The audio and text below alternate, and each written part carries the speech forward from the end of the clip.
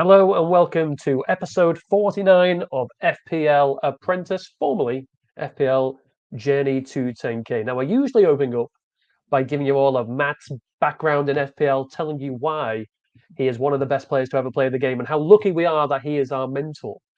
But we got a question, Matt, so I'm going to fire at you, my friend. We got a very fair question on our last video, which was all about how can you prove Matt is former world number one? And I think somebody thinks we're being a bit clickbaity. So Matt, talk us through it. How did you get that title? Well, I think firstly, I wholeheartedly agree with that accusation. It's pretty clickbaity, and it does stretch the truth a little bit. Because if you say, for me, if you say former world number one, I would jump to someone who's finished first overall rank at the end of the season, right? I've never achieved that. I've never even achieved first overall rank within a season, right? I think the highest overall rank I've ever had in a season is probably about 1,000. I don't even think I've breached the top 1K. But I think the reference point you got for former world number one is based on one of these Hall of Fame leaderboard style things, right? So there's loads of different tools out there. I think the one that you were referencing was Premier Fantasy Tools. So I think we'll put a link in to the description there. They refresh their kind of like Hall of Fame, and I guess it just looks at everyone who's played FPL. It does like average kind of like scores and ratings based on all the seasons. So it kind of like it rewards consistency and consistently kind of like good results rather than like a kind of one-off like fluke. So I think with Premier Fantasy Tools, I think I was there number one for a season or so.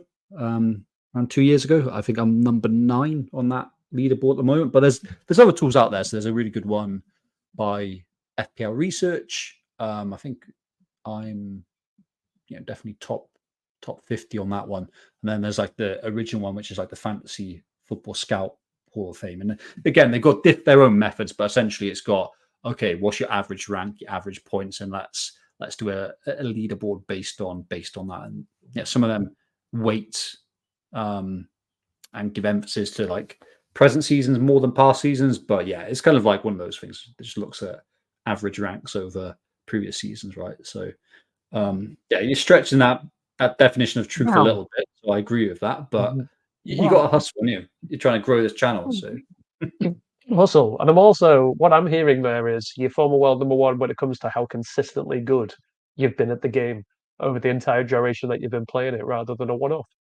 I think that's fair. And I mean, I like these. Like everyone, like the name that always goes out is like Fabio Borges, right? That the Portuguese kind of like manager. Like he, was consistently number one across all of these halls of fames for like, 3-4 years straight. So it kind of does reward that consistency. And I guess that's a good way of. I'm biased, right? Because it reflects well on me. But I think that because does demonstrate a pretty good gut grasp. Because I think any given season you can have luck or bad luck, but like kind of like doing it consistently well, I think it's a good reflection if you're playing in a smart and considered way, right? Yeah, and I'll put the link on for the Fantasy Premier Tools one. There's the link will tell you. Tools, mate. Let's give the right shower. That little promotion clip. So we are in no way endorsed by Fantasy Premier League Tools, just to put that out there. But if you're in the top 100,000 and you're listening, if you know your team ID, you can go onto the website, put in your team ID, and it'll tell you your rank over the history of FPL. I'm about 11,000th, mate, which out of 8 million players, I'll take it. But you're number 9, so I'm a little bit. That's why you're the mentor, and I'm the apprentice. Nice segue. Let's move on into the new name. I like it. Into the new name, FPL Apprentice. And look how much better that logo looks. I know we had it last week. I'm going to change it on that opening at some point. But let's look at game week 3. How we did feels like a little while ago now with the international break. Do you enjoy international breaks, Matt, or you're a bit bored by them and you just want FPL back? This weekend I was actually, I kind of like the rhythm. I like the kind of rhythm of like non-stop football. And this weekend I was by myself actually, so like it was a nice opportunity to potentially kind of watch loads of games. But I mean, we're now in that rhythm where there's going to be another international break around the corner. But yeah, looking forwards. We're recording on the Monday, right? Before yeah, just a couple of days off, kind of game week 4 now. But yeah, do you want to go first, mate, on yours? I mean, it's obviously a distant memory, so don't have to dwell on it too much. Yeah, can do. Yeah, you did really Can good in jump in. game 3, didn't you? You smashed it. Yeah, and anybody that's following at FPL underscore Apprentice One on Twitter, get that in there. But anybody that is following will see I had a bit of a worry for this game week. No Arsenal players, no Chelsea players. They seem to have the fixtures, but I've come out with a game week rank of just under 240,000, 91 points. For those that can't see it, which was a big green arrow. I've jumped from 2.4 million to 732,000. I won't go through the whole team, but the ones that I'm happy with. Great to see Henderson get some point returns. Now, he did concede, obviously, to Chelsea, but he got a lot of save points. So he ended up on 4. Robinson with another assist. That's 2 in a row for him. He took 4. Trent with a clean sheet at Old Trafford. Mixed feelings with Trent because obviously he scored within the first 10 minutes. So I was like, here comes the haul that he has been promising me since game week 1. I'm getting double digits are on the way for Trent. And then that got obviously ruled out, which was a real shame, but got his clean sheet. Don't mind him going off early as long as Liverpool haven't conceded.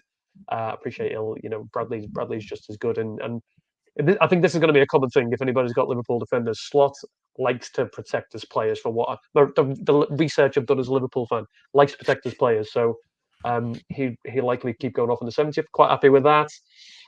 Rodgers, the player I bought in, didn't really do anything. Unfortunately for me, expected goal involvement was 0.2 for the game, so not as high as I'd like considering where he's playing, and he played the full 90 minutes, but he's got Everton, Wolves, and Ipswich coming up, so I'll keep him for that run. Eze, I think we'd both be happy with Eze, Matt. A lot of people sold him, lost patience. We chatted last week and the week before about how he was looking impressive, and he was basically doing everything but score when he came back with a double digit. So he got his goal, 10 points. Salah at 17, not much more to say about Salah. We can wax lyrical about him every week if we want to, but it's Mo Salah. He's just doing Mo Salah things. Haaland captain, hat trick again.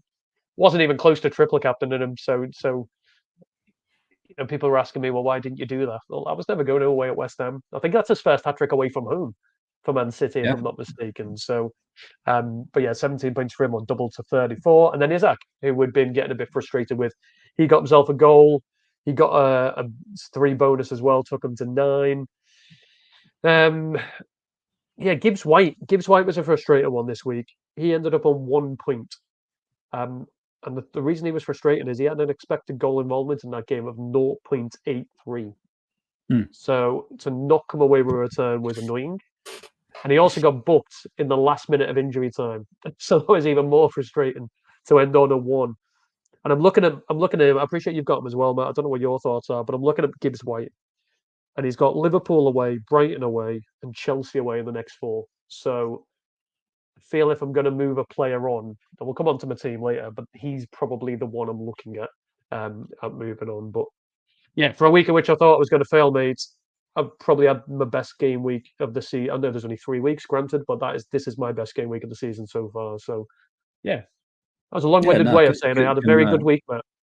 Yeah, congrats as well. Yeah, 200 and sub 250k game week rank. I think it'll be a long time in the season before you can replicate that. I think it's like that these days anything sub 1 million is exceptional, really. So yeah, for me as well, a solid week. I had 86 points, 600k game week rank, which gives me an overall rank of just within the top million. So another green arrow and a large one at that. So I'm 4 points behind you, but yeah, I've got very similar teams really, but like I'm kind of happy with how things are. Like the big bets are coming off. So yeah, one big bet was Haaland and Salah, right? So I went there for various different reasons. One was so I could get the best captaincy each week for the first couple of game weeks, and then also if either of them did pop off, given their quite nice fixtures, I didn't have to worry about shoehorning them in the team. So I think they've been, obviously by far the best 2 players, but I've been quite lucky with the sheer volume of their returns. But I'll certainly take that. So happy that bet has come off, albeit being a little bit lucky. And yeah, this game week as well, like obviously kind of a little bit fortunate circumstances, but I think it balances itself out over the 3 games. Because I went no Arsenal, as did you. Yeah, obviously the Rice red card impacted that game quite significantly, but yeah, so obviously Arsenal didn't get a clean sheet. Saka was limited to kind of 1 attack in return and just a assist at that. So yeah, that meant that was a kind of decent week. Yeah, elsewhere, yeah, very similar team. I mean, I was really happy with Henderson's point. That felt like he had 4 points right because he accrued a few saves right. So that felt like a massive return. In defence, I think kind of a couple of my defenders like Konsa were unfortunate. I think Villa conceded from their only shot of the game, but that it is what it is. So yeah, I'm obviously very happy with the structure of my team. I feel like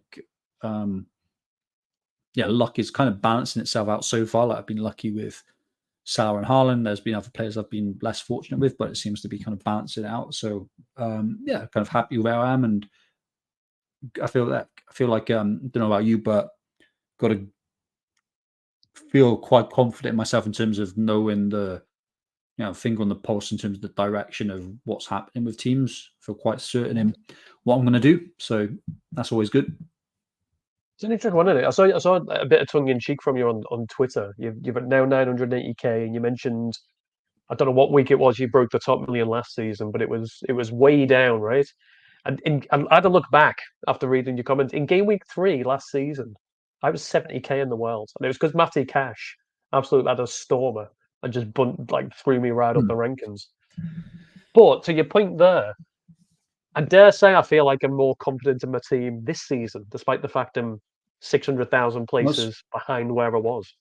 No, it's a better structure. I think your team, and it's not you're not dependent on just a random return that's not unsustainable. So that's pretty cool. And I think you got to, for me as well, like the rank doesn't matter. Of course, that's not a massively surprising statement, right? But I think you kind of want to compare yourself in terms of where other good players are, and like already by game week 3, game week 4, game week 5 last year, I was a big gap between me and the bulk of good players. I was almost like 30 points behind, right? So at the moment, I'm probably in the middle, if not like a little bit towards the upper quartile there. So yeah, kind of really happy for how things have panned out so far. Yeah, yeah. Long may it continue, Matt. That's what we like to Exactly. see. Well, let's see where we are against anybody that is listening and in our league. As I say, I'm going to bring this up every week just so everybody can see where we're at. And at the end, the idea is Matt's going to be number 1, and hopefully I'll be number 2. But this is the FPL Apprentice Mini League. Top is Mashup. Is that DL? D. Oh, it's D. I couldn't read it. My pixels are too close together on the screen. Mashup the place. Top with 275 points so far. That's one hell of a start to the season. So well Wow. done Yeah. to Israel. Well done to anybody else that it's in the top 10. I'm going to point out FPL FOMO again because Darwin has never quit is a great name. Just in case anybody's interested, I'm currently 17th. Matt, you are 22nd. There are 55 in the league total. So we're both very much Competitive. comfortably in the top half. Competitive, exactly that. But Some big Israel, scores there. all Look, there's eyes are on you. two hundreds there. Yeah. And Yeah. 96 and 99. Yeah, some big old scores there. I'm Yeah. Henrik squinting and as Louis. well. I mean, despite the redesign, I think I'm still open for a offer of a graphic design to help us out. So we're not Yeah, we might. we're We'll do not that. doing We'll do that. screenshots. We're sharpen We'll, those we'll, pixels. But we'll sort yeah, we'll sort that competitive league. right out. Yeah, but for anybody that does want to join, I will put in the code into the chat. For those that are listening, if you do want to join us, it is T for Tango 27 ZGC. So Zulu Golf Charlie T27 ZGC. Always look at the fixture ticker, Matt. Now I know we've kind of been splitting this up because we're both considering wildcard in game week Mhm. 6 there or thereabouts, or rolling a lot of transfers to do a lot of changes there. But this is it for the next 6 game weeks. So for anybody that has already played the wild card or is thinking, no, I'm holding that long term, the teams that look like they are the ones to target are Villa, Leicester, Brighton, City, and Palace. They're your top 5. Over the next 2 game weeks, we'll come on to that in a second, but Villa and Brighton are very much at the top of that one as well.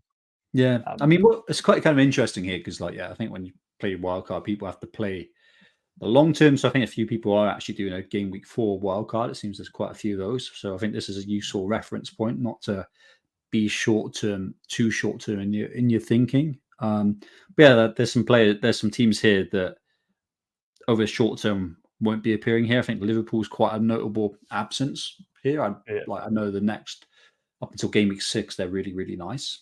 Arsenal, you can see that swing, right? They're at just the bottom of this fixture ticker according to the fantasy football fix. But like Arsenal, game week 4 and game week 5, 2 tough games defensively, but they're a really nice run game week 6 onwards as well. But I think there's a flavour of the few of the long term holds here, right? I think let's ignore Leicester because like no one's realistically going there from a defence point of view. But yeah, Villa, Brighton, City, Palace, all interesting options. Yeah, and I've noted you mentioned Liverpool disappear off this because they were top of the fixture for the first 6 game weeks. Then game week 7 it goes much more difficult. Newcastle also disappear over the next 6. City, who are on here, that game week 7 onwards looks absolutely delicious for Haaland owners. I think he'll be a captain pretty much week in, week out. For sure. Brentford and Arsenal game week 6 onwards as well. Yeah, for sure. So, and like, spoiler, like we'll talk about it more in a couple of minutes. But yeah, Brentford and Arsenal, I think I'd be targeting heavily for a game week 6 wild card. And I think if you're not playing that, it's worthwhile just thinking how you get a couple of those players in because they've both got really nice runs. Brentford's for like a real significant period. There's a few other teams that have appeared on the ticker before that have like dropped off. So you mentioned like Newcastle. I mean, Forest aren't heavily owned, but there might be a few people with like an aim or whatnot. They've kind of dropped off. Fulham are an interesting one as well. So I think people are still buying in Robinson, which I think is a bit of a mistake. I think their fixtures have gone. The good fixtures have finished. Now they've got okay fixtures next 2, and then it's a tough run. So I think the likes of Muniz, Smith Rowe, Robinson, I don't think I'd be buying them. Time to move off them if you've got them. And it doesn't really change. Even when you change over to the attack, it's pretty much the same teams again, mate. Villa, Brighton, top of the shop. Palace are still on there. City are still on there. Again, I say that like it's surprising. You'd expect them to be based on who they're playing. But you're right. Fulham aren't there. Liverpool aren't there. Newcastle aren't there. Arsenal have also come off the list, and that's primarily based on their game week 4 and game week 5, where they play Tottenham and City away.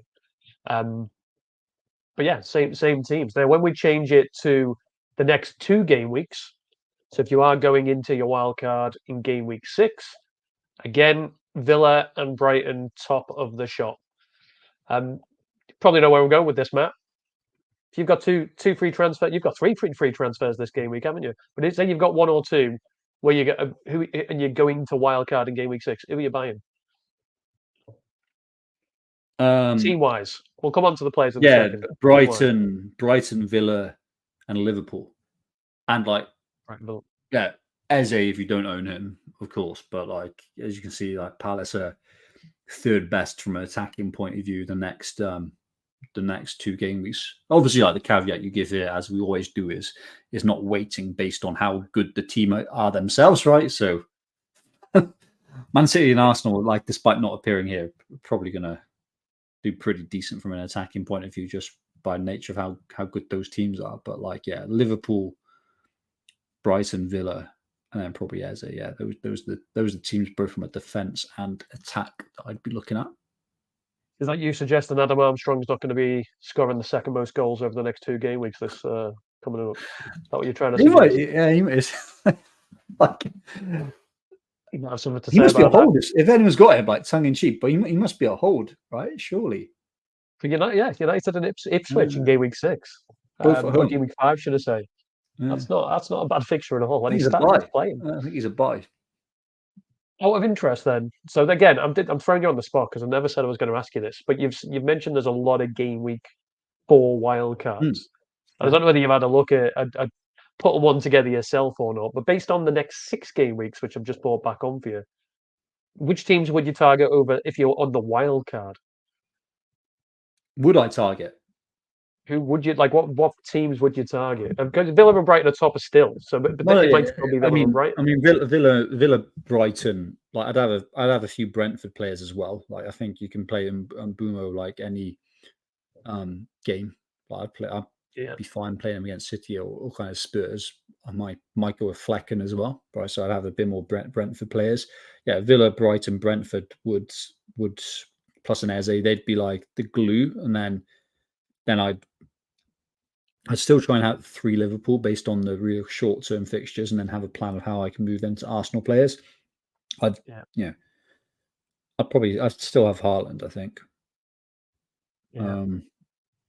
Yeah, I think in terms of premiums, I'd prioritize like at the moment if I was making a wild card.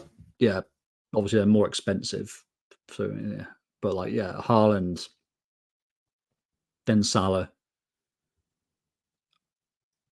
Yeah.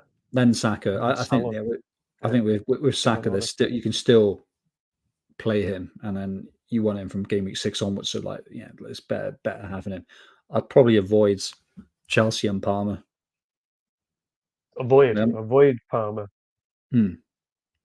I'm quite Yeah, surprised they're not on this ticker actually, because I think then yeah, on not neither. either. But it's just because we're doing the medium term view, right? Short term, they've got Yeah, a nice 2 or 3 fixtures, but like then their fixtures must turn quite significantly for the worse. So yeah, I think Palmer would be an avoid. I mean, avoid. Yeah, I'd gamble with like probably a second Man City player, like probably Lewis. I know he's a rotation risk, mm, but I think he's a nice fourth defender that you can squeeze in, wait for the leaks and yeah, whatnot. Again, not groundbreaking stuff. Like Bowen looks nice actually. Like, do you know what I mean? From now he looks quite nice, but then like yeah, game week 7 onwards, I think you stretch out. Like West Ham have a nice little run as well. So yeah, yeah, Bowen's an intriguing option, right? yeah. Absolutely, and he seems to be the one getting the points for them as well. Um, okay, so that's the fixtures, and Mm-hmm. unsurprisingly, based on Yep. that chat, let's have a look at the best options at the at Villa and Brighton, because they seem to be the ones, whether you are on the wild card teams to target, or whether you are looking to wildcard potentially in game week 6 for the next 2 fixtures. Yep. Again, very much teams to target. I've left Liverpool off, Matt. I know we spoke about Liverpool, but I've left Liverpool off because most players in the game, most active players, will already have 2 Liverpool players. I'd say they'd have a The Salah or 2 they'll have a active ones. Jota. There's Quantas Is start. They which? kind of like count. There's Quantas that kind of count as a player. Oh yeah, Right. yeah. He's your second. Let's talk about He's your Liverpool then. So for the next 3 game weeks, how would you stack rank them, regardless of position? Liverpool players next 2, 3, and regardless of money. Salah, because it's Yep. Salah, he's on pens. He also seems to be playing 90 minutes, whereas Diaz and Jota are getting subbed off. Yep. So I'd be interested to see how that changes now. Chiaza's going to be in the team, right? But Salah for 90 minutes and penalties. I would then give a second place to Trent Mm-hmm. because he's the top scoring defender in the game. Liverpool looks solid at the back. He's taking Uh-huh. set pieces. He's pinging in wicked balls, and he's getting taken off. Which for a defender, as long as Liverpool run a clean sheet, is not a bad thing. But third I was pick, glad he came off against United last week, though. I was kind of. He wasn't really doing too much outside of the no, disallowed goal, but I was yeah, glad to see him off. I was happy to get away with him just scoring 6 to get away points. with him because he's got a haul. He's going to haul, and it could be in these next 2. At home against Nottingham Forest, and then he's at home to Bournemouth. He could haul in both of them. My third pick, mate. My third pick is probably going to be Diaz. And we spoke about it last week. We compared Diaz and Jota, and Diaz is just far in the system that's set up. It's a bit like when Liverpool under Klopp had Firmino in the middle, and he had Mane and Salah. Mm-hmm. Firmino got those 2 playing. Mm-hmm. Jota seems to be doing similar for Diaz. So Diaz has had more shots. He's had more expected goals. He's had more expected assists, and he gets an extra. So Diaz, and if I'm not going Diaz, it'd be Robertson. Yeah, fair. Yeah, my order would be Salah, of course, as number 1, and I think he's kind of like really important to have, really, because I think he's a standout captain in game week 5, right? So when you look at other teams, it's kind of quite important to have him. Then Trent, then Robertson. I'd do the double up, given that they're both putting up nice stats. They're both on set pieces. The defense looks pretty solid, and yeah, he's a super accessible price point, and he might be on to haul actually, because he's been on indirect free kicks and more corners than Trent. And whilst he's not been getting the XG stats because he hasn't been receiving the ball, he's the one in open spaces, as you've alluded to. There's a lot of build up on the right. That's them getting crossed into Diaz. Robinson's been quite advanced, right? So it wouldn't be too surprising to see him get a return, right? So we'll see. But I'll put those three, and then Diaz as the superior mid-priced midfielder, just because he looks more. He's better underlying stats, better scoring. He's also a better player, which I think often is quite important, right? In terms of how I'm anticipating him to perform moving forward.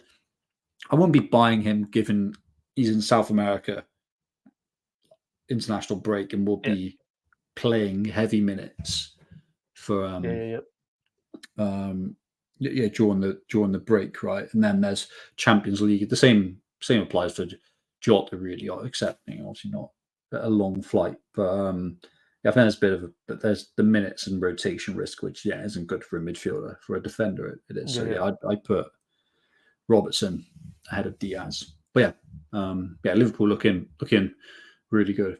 Obviously, Quanta, who's still my team.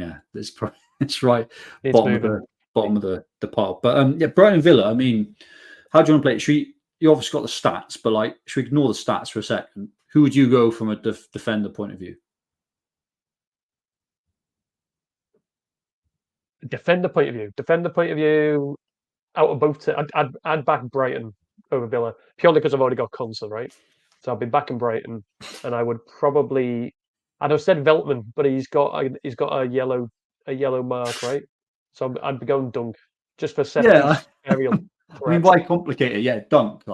Previous season, you had to pay $5 million above for Dunk. It's a bit of a privilege to get him. So Dunk is a solid option. Brighton, I think, are an okay defense now as well. So Dunk and from Villa, that's all good concept over Pau Torres, just because of the injury.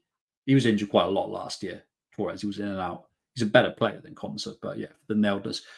You can't go wrong with either then. 4.5 defenders who are going to play every game. Decent teams. Nice run of fixtures. Duncan Concert. I'd say you're going to go Dick now.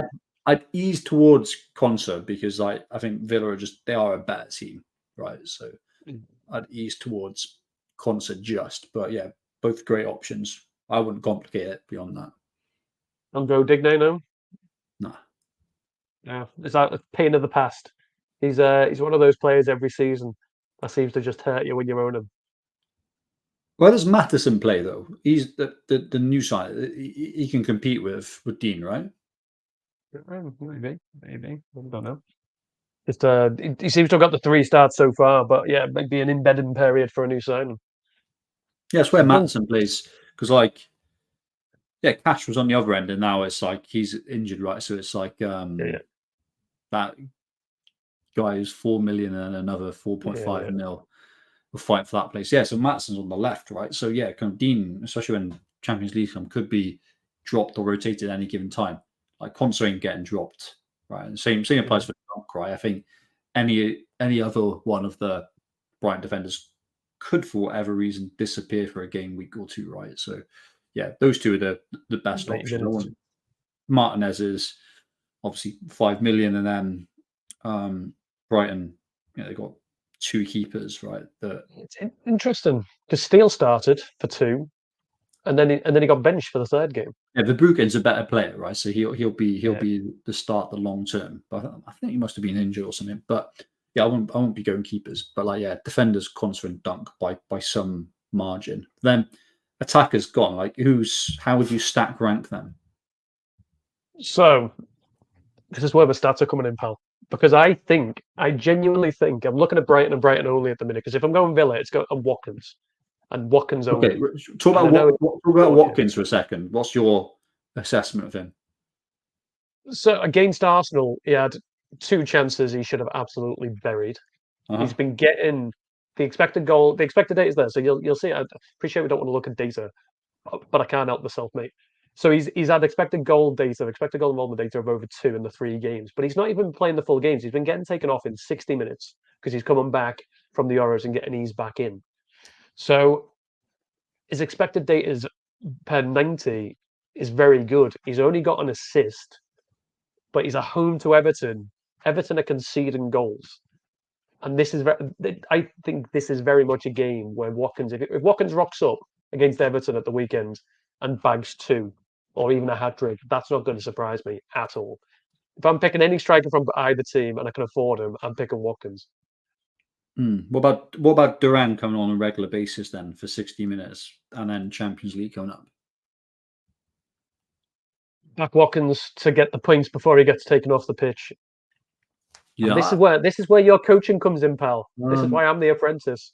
I need to see more personally. So yeah, for me, it's not a buy, but is it interesting from if you're on wildcard? I think you probably would go there just for the fixtures and that potential, right? And if it doesn't work out, you can jump to Havertz in game week 6, right? Or Solanke game week 7. So I think if you're on wildcard, you should be going Watkins based on the quality of the player, the fixtures. The underlying stats are okay, right? Without him like kind of doing anything half decent. So yeah, I think it's not a buy at the moment, but yeah, if you're on wildcard, I think you need him in in the team. I think if you're doing it now. I've seen a lot of people moving off Isaac to get to Watkins. Now, I'm not a fan of that, and I think Eze is proof, right? People jumped off Eze to get to whoever they were buying. I think it was that Chelsea guy that got a hat trick. What's his name? A lot of people made that move, and then Eze punished them. I feel like Isaac could very easily punish you if you move off him to go to Watkins. Yeah, Just Isaac thought, it's not worth a transfer that. no, No, I'm with you. the next two are okay. They're not Brighton. exceptional, but yeah, the next two are okay. So yeah, that's kind of Watkins. Is there any other? Because you want to talk about Brighton, you mate. So I'm I do a ruining little your bit. I do a discussion, little bit. but Well, Rogers is an interesting one. Though he's got to be bought into the conversation, right? He's 5.1 million. He's either a very, very good fifth or a decent fourth midfielder, depending on your team structure.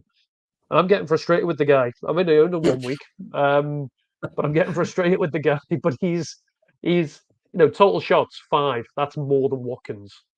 Attempted assists 5. Again, more than Watkins. But he's returned 0 returns. But he's getting 90 minutes. Seems to be pretty much I would, set for games. yeah, he's yeah, like you said, he's playing an attacking role for a top 6 team, playing 90 minutes, getting some chances. Not great underlying stats. It's 5 million. Like, what more do you want?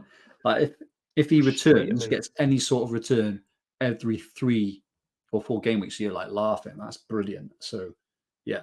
What I want from him, mate. I want Cole Palmer returns from last season. He was Well, and 5.5. like, Bring them Rogers. no, exactly. And people are getting skewed by like Semenyo doing so well. That's not going to be sustained over the season. Like, he'll get a random return. Like, I mean, like who else is a cheap midfielder? Like Smith Rowe is very lucky. He's one shot, one goal the whole season. Like, yeah, Rogers is doing better than him. I'd rather Rogers in my team. So yeah, Rogers is a good option.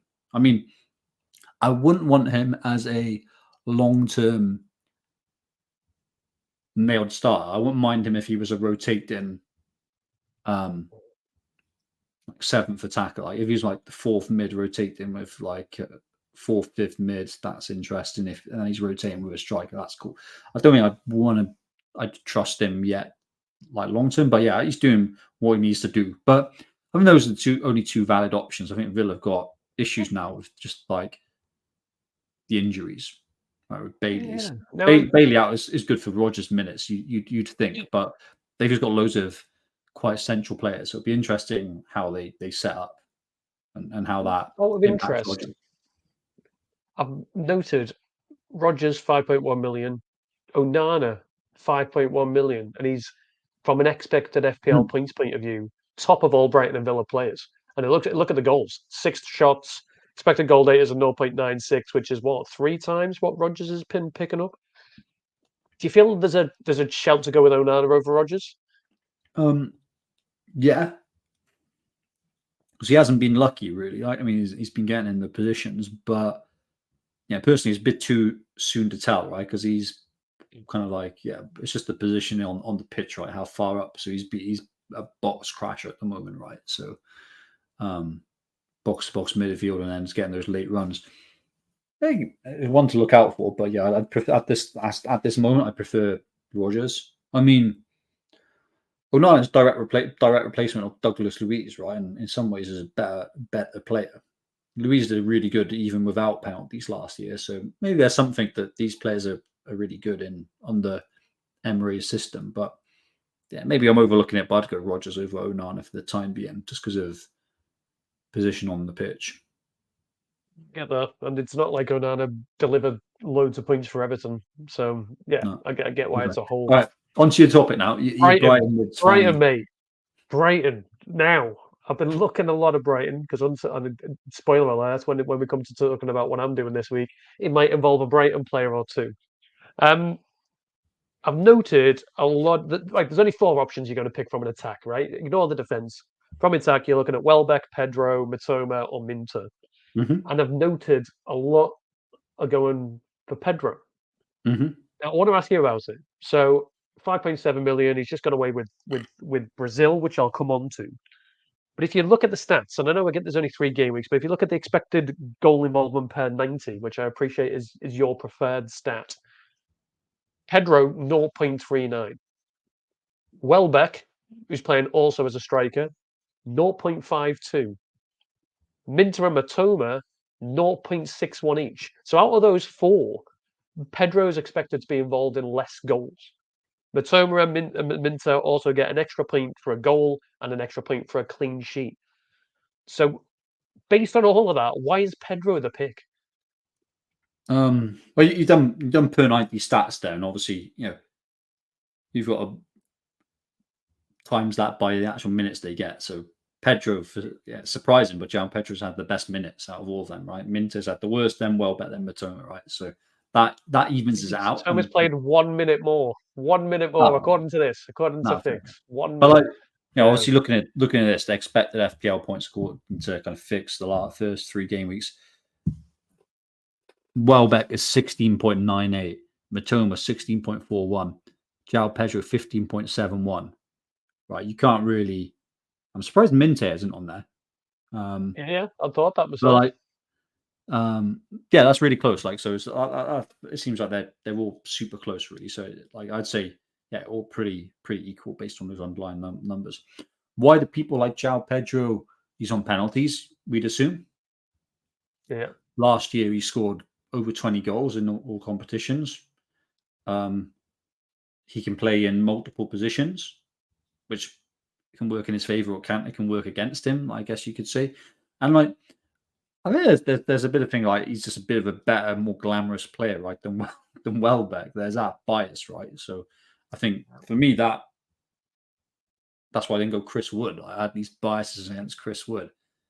I went Muniz over Chris Wood. I would have been laughing if I went Chris Wood over Muniz. So there's that kind of like, yeah, is he a better player? Who's the sexier pick? Yeah, it is João Pedro. But yeah, penalties is a big factor to me, I think. Yeah. Yeah. And does it worry that he's got away with Brazil?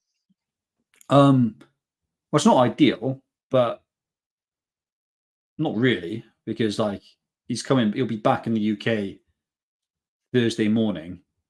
That's a day of recovery, and like he'll be on a private jet. This happens every people always overstate people coming back from South America, and they always play. Is Allison gonna rest on Saturday? I hope so.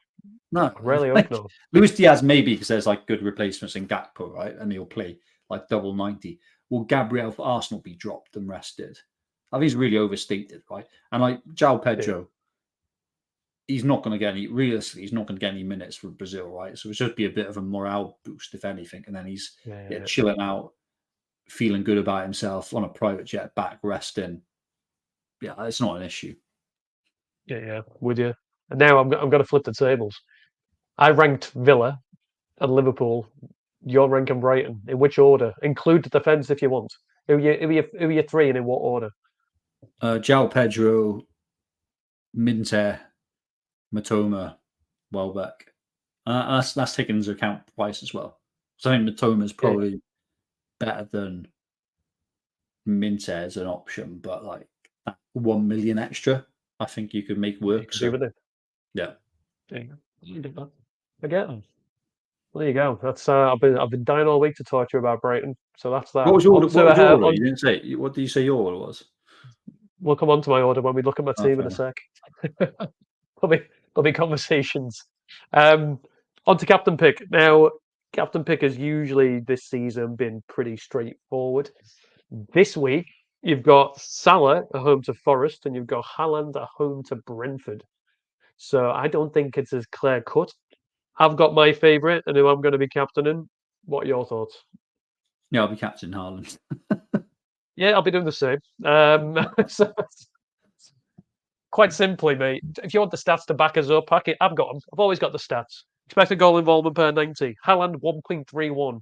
Salah 0.93. So Haaland is doing No, more in front of goal. he's just kind of off the chart. Like quite literally, have you seen that chart that's been going around where it's like Premier League history and it's like expected goals per 90 and it's got all these like legends here and then it's got that Salah's there of course as well and then it's like Aguero's a bit above everyone else and then off the chart by some way.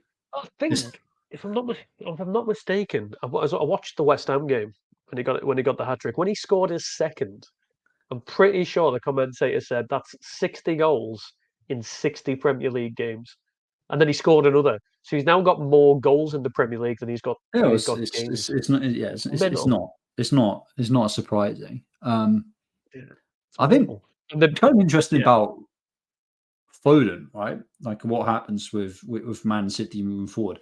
Because I don't really like him as a player, and I think they're looking better as an attack without him. So,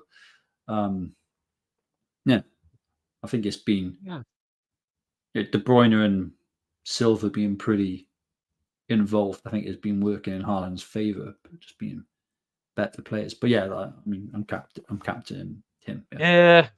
Looking at the defences as well, Brentford's defence again 3 game weeks in, but Brentford's defence is worse than Forest's. So they've 90. The expected goals conceded 1.8. Forest is less than 1. So for that reason, agree. It's Haaland, right? Agree. I'm surprised not to see Bruno Fernandes on here. Like honestly, like I'm obviously he's still on my team and like way of Southampton. Yeah. It's also interesting. Havertz is expected to get more points than Saka. I think it's based on like the underlying stats for half a season now. He's been doing better, hasn't he? Yeah. If you were only I know this isn't about a captain pick, but I'm going to ask you anyway. If you could only have one of Saka or Havertz, who you having? Oh, that's a tough one. That based on the prices, remember. I feel more comfortable having Saka because of penalties. Yeah, fair play. And he's probably more likely. There might be the odd game where Jesus gets a start, right? Yeah, exactly. Just guaranteed peace of mind just to play every single minute, right? And he has looked really good. He's looked really sharp. As has Havertz, but like for penalties and just like peace of mind around nailedness, I'd go Saka. I think at this moment. But yeah, why not both at the right time? Yeah. Be interesting to see what Sterling does to them. Hopefully, I think he'd start quite soon. I think he's better than Trossard and Martinelli, quite obviously, right? So I think he's an interesting addition. Yeah, I don't know how much he is in FPL. Is he just is he 7? Yeah, he must be 7 or 7.5. I'd guess, right? Interesting route. But differentials, and we've done this. We did this. We've texted each other. So unless you've changed yours, but you do get to pick first. But we'll cover off last week first because it is now 1-1, Matt. You took the lead. I saw Bailey get 1 point, and I thought I'm in here. And then I saw Trossard get the start, and I thought, oh, I'm really in here. And then he got 1 point. Cunha did nothing for me, so I got 3 points in total. But Semenyo from 2-0 down Bournemouth, 2-0 down away at Everton in the 87th minute to 3-2 winners. First time that's ever happened in Premier League history, by the way. but Semenyo got a goal. So he took you to 7 points. Congratulations. We are 1-1 for the season. Your pick first. No, thank you, man. We talk about him every episode, right? So it'd be rude not to have picked him. Yeah. But yeah, first pick for me is Minter for Brighton. So it's performing really well. Right fixture. Yeah, pretty confident you'll get a return on some shape or form. Yeah, 1.8% owned. Wow. Okay. So yeah, well qualifies. Hmm. As usual, considered. You've taken. So I'm going Mateta as my first pick. He's only Nice. Okay. 4.2% owned, Mateta, and I know he hasn't got going this season, but he's getting game time. Yeah, He's at you'd home think to he'd start. Leicester. No? You'd think he'd start. Yeah, I think he'll start. I don't see why you'd get dropped, and I'm just hoping he'll find some of the form he had at the end of last season, to be honest. But yeah, 4.2% owned at home to Leicester. Once he Yeah. starts scoring, he ain't going to be under 5% for long. So I'll get him. Yeah. I'll get him whilst I can.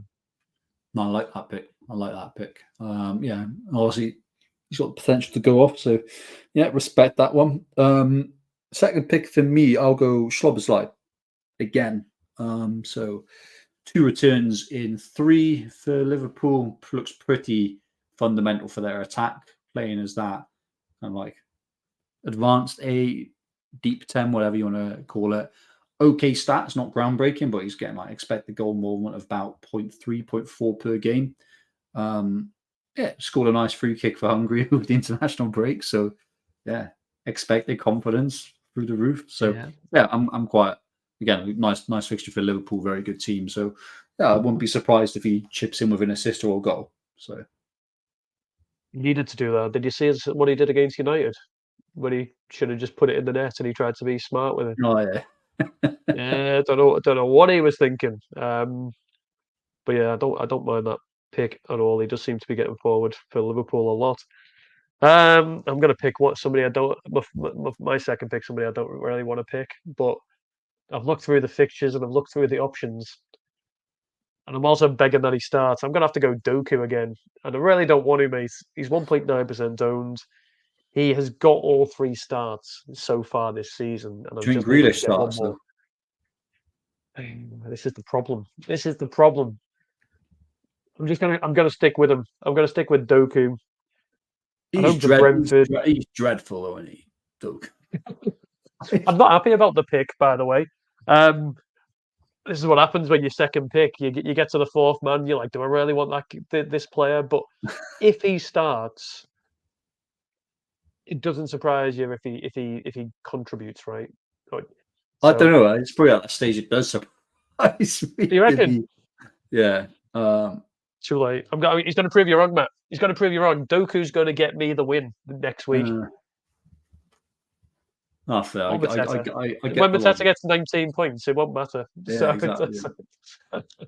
there you go. So Minter and Soboslai for you, Mateta and Doku for me. Come on, Mateta. But on to game week 4 and our team reveals. And you've got in, and I can say with all positivity, Matt, the first time ever, you've got 3 free transfers. Well, I've got 2 now because I made a move. But yeah, going Yeah. in to the start of the game week, I had 3 transfers, which is felt pretty good. And yeah, I'm kind of glad I didn't rush to chase price changes for Quansah or Barker out. So it was kind of cool just to run with my bench there, and quite happy I took that approach. So yeah, really, I've got a lot of flex here. I can choose to just roll.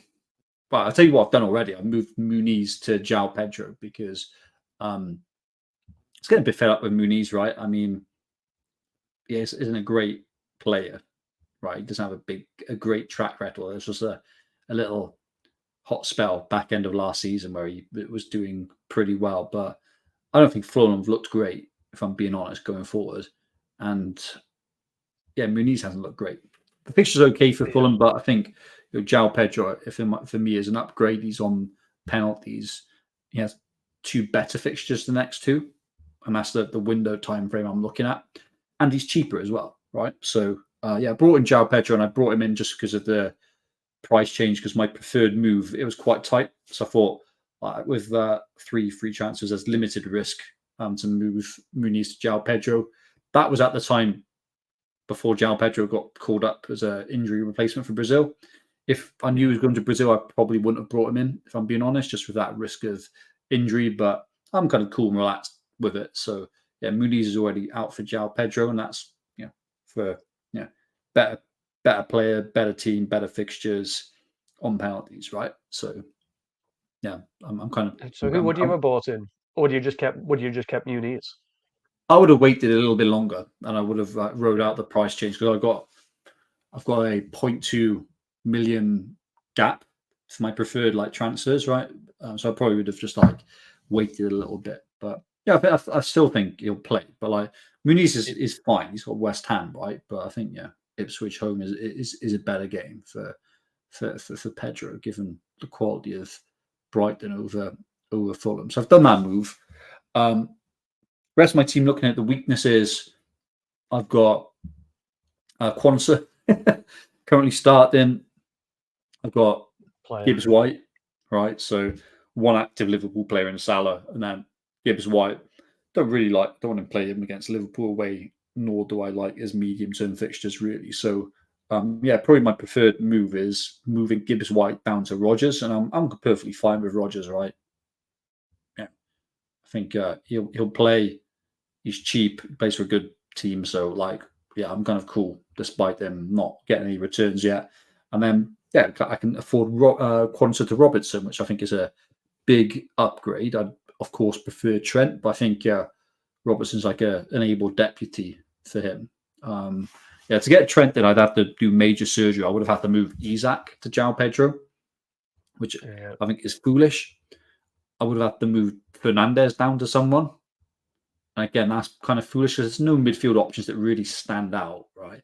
And Fernandes has been performing pretty well, just not getting those returns. And there's been some really unlucky circumstances why he hasn't returned, like random offsides and stuff like that. Southampton look like the team to target, right? So, I think I'm going to sell him for that fixture. No, exactly. If he was playing, City and Liverpool, I'd be moving on. But Southampton look like the worst team, right? And I wouldn't be surprised. And Manchester United, put on good attacking stats, to be fair, right? So I'm cool with him. He's been really good over the international break as well. I know it doesn't count for much, but he's had a goal, an assist, and I think a man of the match performance, like he always does, because he's a really good player, right? Obviously, he's in his club. He's surrounded by far weaker players, but Southampton, I wouldn't be surprised to see 2 or 3 goals scored, and Bruno to be involved. So I couldn't really stretch to Trent, unfortunately. So I'd be happy with kind of Robertson. So I've moved João Pedro in, likely moving Gibbs White and Quansah out for Rodgers and Robertson, and I think that's like a nice upgrade over the next 2 game weeks, and then I'll probably have enough flex to consider whether I do a wild card in game week 6 or whether I can kind of roll it out with free transfers. Other decision to make game week 4 is, do I start Robinson home to West Ham or Porro home to Arsenal? Obviously, 2 different things here. Porro plays for a better team and is a better player. And he was peppering in shots last game week, right? He was he did 7 shots or something like that. So he's looking very, very attacking. Then Robinson, obviously a weaker team, but in Fulham and a worse player. But they're playing West Ham, which obviously you've got to think the clean sheets odds are slightly higher. Fulham defensively aren't great though. So I think that's a bit of a toss up between the two. Probably heading towards Robinson. Which one are you picking? Yeah, probably Robinson at the moment, just about because of clean sheet odds, I think. Yeah. And if nothing changes for the rest of the week, there's no injuries, you're pretty set that you will do Quansah, Gibbs White to Rodgers and Robertson. Yeah, I'll do that move, and I think I've got a 0.2 million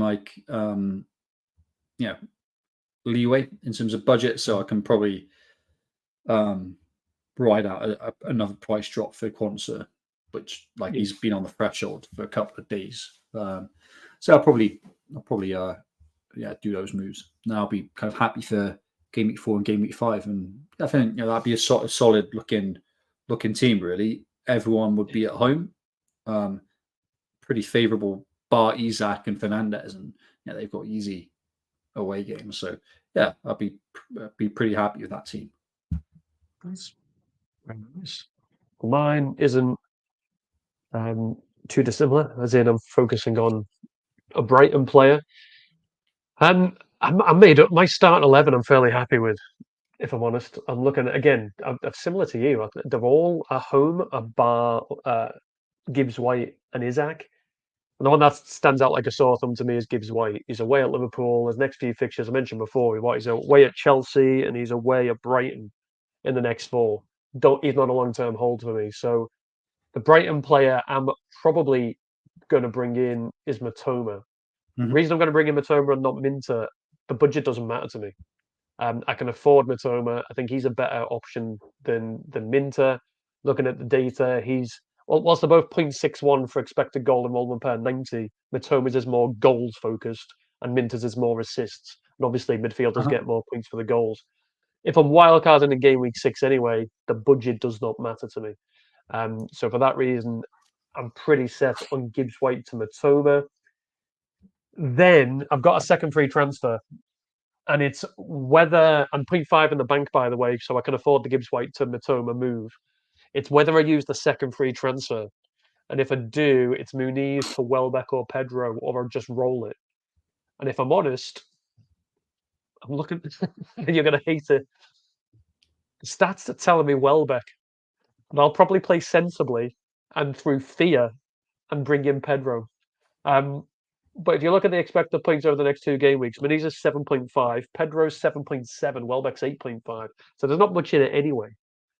I'd roll it.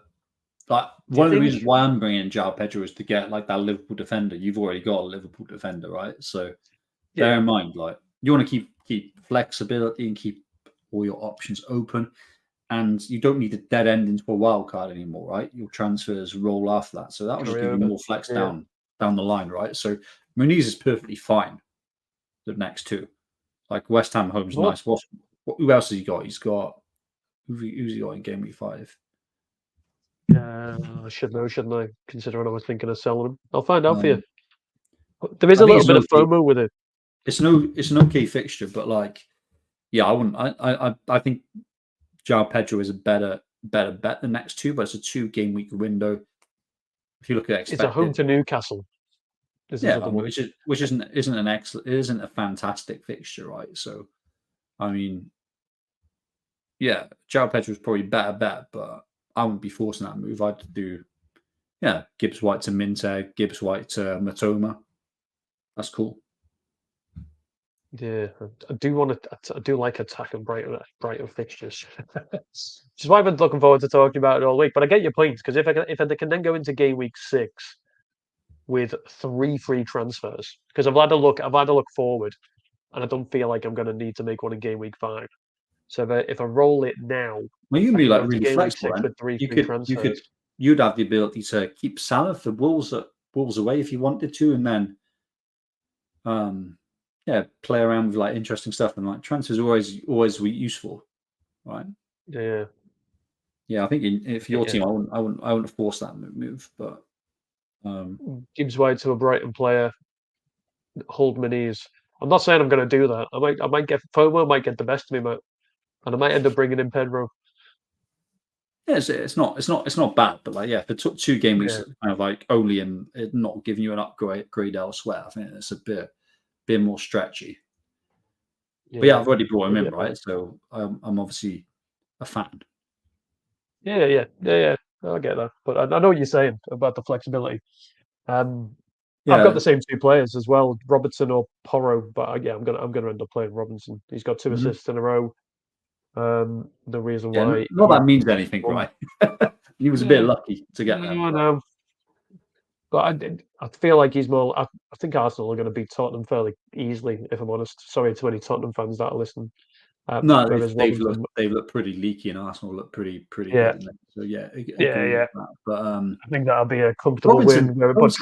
So I'm glad I went for him as probably you, right? But I went for him for the first 3 game weeks because it was Yeah. like easy fixtures and he rotated well with my wider squad. People are still bringing him in. Yeah. He's going to be going in game week 6. Pretty confident of If you it. bring in 4.5 now, you'd bring in Dunk or Conser, right? Surely. Yeah. But Yeah. what are you doing? He traded. Yeah. I got him in because he traded well with Aina, who's sat on my bench. I'm still fuming. He's dropped in price. I don't know what he's done wrong. He got 9 points 2 weeks ago, and he's played every game. So I don't know why he's dropped in Plenty of value. good players have dropped in place and done well, like Eze being a prime Yeah. example. But this Yeah. game, Weird. Isaac and Fernandez will probably go off, right? So Yeah. yeah, price per option Weird matter. one. But yeah, I just think it's been mad that Robinson is getting. Well, it's not mad because he's had 2 assists. That's why people are bringing him in. But yeah, I think Ipswich Just are better not. options. Fulham have been bad. I think. I think Just they've better been weak. options. But yeah, overall, I'm happy with the team, mate. I'm happy Yeah, with yeah. it, apart from Gibbs White. So we'll see what I do. But Yeah, our this is team's going it. to be Last very week, boring. They're going to be like near identical, right? So you're going to have Matoma Matoma. versus Bruno Fernandes. I'm Yeah. going to have Robertson over, and you'll have No, Trent. because you're gonna have. Oh yeah, you're gonna have Rogers, aren't you? So yeah. And then Robertson up front, versus Trent. it could be I mean, João Pedro, Muniz versus João Pedro. So they're very boring. Welbeck. This is Welbeck very. if I don't bottle it. You do have Aino on your bench. I'll have Barco, so we've got a bit of diversity there. But yeah, Yeah, I do what. Considering Aino's playing Liverpool away, I'd rather have Barco, despite the fact he's not in the league. At least he can't get minus points. So yeah, that's me being a Liverpool fan and being very hopeful. But that brings us to the end, Matt, and our new logo still sat. This is a much better logo. What was I doing with the first one, by the way? When I think about it, this is a much are you better, open for new cleaner. submissions, or are you set on this one? I'm pretty set on this one, if I'm honest. I like it. It's easy. I've not double named us, by the way. You probably noticed it was with Matt Corbridge and Dave Saunders. It was full Yeah. Sunday name, whereas now just with Matt and Dave, just rolls off the tongue a little bit better. I mean, no, but I like it. Um, but yeah, thanks for joining me, Matt. I'm digressing. Thank you for joining me as always. Hopefully, we're back into football, back into, as you say, another 4 game weeks, I believe, and then another international break between game weeks 7 and 8, unfortunately. But then comes the real hard graft until February. Just out of interest, and this is again an off cuff. I'll get rid of this so I can see you properly. Off cuff question. The game week 3, the rank doesn't matter. You mentioned it before. At which point do you start to think your overall rank does begin to matter? And what for the finishes you're after? Where do you like to see yourself? I don't really know, to be honest. Like, Yeah, I've had seasons where I've been like in and around the top 20k pretty much from game week 3 or 4 or game week 5 onwards. Had some seasons where I've been in the millions and then finished top 5k with a really nice run down the stretch. So I don't think it matters until like game week 30 plus. I think more useful reference point is how you're performing versus that sample size you want to compare to. Like those other elite managers. I think there's something going around like it's like an elite 1,000 reference point of like people who've like statistically kind of been in the top 1,000 managers. That's a good reference point. Looking at any like groups there where there's a lot of good managers. I think staying with the crowd, I think is kind of more important. yeah. Whereas like last year, I just knew it was everyone was having a bad year up until like the last stretch, but I was having a significantly bad one because I think by game week 10, I was like 50, 60, 70 points behind like the pack. So yeah, I think it's more, Unfortunate. I think it's like, don't really matter until about game week 30, 31, 32. That's plenty of time to get momentum and fly up ranks, but it's more how you're doing versus like group of managers you want to reference yourself against. Yeah, absolutely. Yeah, there you go. You were So through that, celebrating, yeah. weren't you? You were celebrating 70 game week 3 last year, Game week like 3. I patting was yourself on like, the back, hello. 70K Hello, round. 70k. Can just get if it's non-stop green arrows from here, Matt, I'm gonna win the thing. That's what I was thinking. Just constant green arrows from Yeah. 70k. That's what I want. And then I think the game week after was one of my worst game weeks, and they ended up from 70k down to about 900,000 in 1 week. So Yeah. I didn't stay up in Cash didn't the score a brace up for there. a brace 2 weeks in a row. What a surprise, Yeah, eh? that's what I was after. That's what I was after. I was like, this guy, what a waste, absolute waste. And Pascal Gross had to save my ass in the end. Fair play to the guy. He carried me for a bit last season, the Gross. Um, but yeah, this season's more confidence. I'm listening. But yeah, well, hopefully we'll catch up next Monday again. See what's happening in game week 4. Catch up Mhm. at a game week 5, in which I think our teams are both looking pretty nicely set up. And then the big one the week after potentially.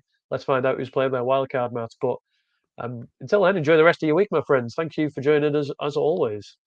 My pleasure. My pleasure. Good luck for the weekend ahead. Thank you very much. And to you, the listener, if you're not subscribed, why aren't you bloody subscribed? Click the subscribe button. It helps people to find us. And hopefully it's it's free to do. It's a thank you to me and Matt. But yeah, whatever you decide to do this game week, all the best with game week 4. We'll catch you next week at a game week 5. Listen to Matt and whatever he says, and make sure those arrows are green. Until then, all the best.